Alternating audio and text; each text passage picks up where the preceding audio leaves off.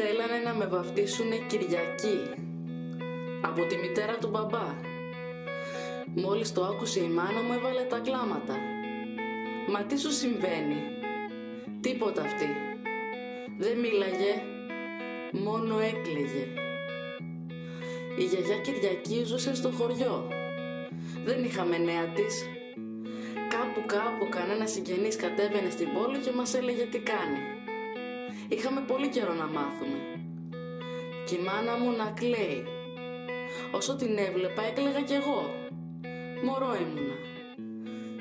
Μια μέρα, μετά από καιρό, που η μάνα μου είχε μείνει μισή, μάθαμε πως η γιαγιά Κυριακή είχε πεθάνει από καιρό.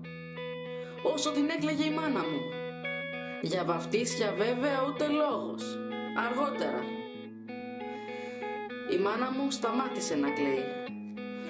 Δεν ήθελε το παιδί της να πάρει το όνομα μιας πεθαμένης πριν ζήσει.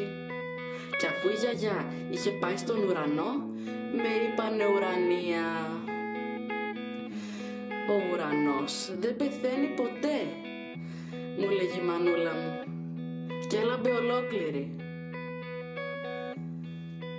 Ποια Κυριακή είναι η δικιά μου πεθαμένη γιαγιά?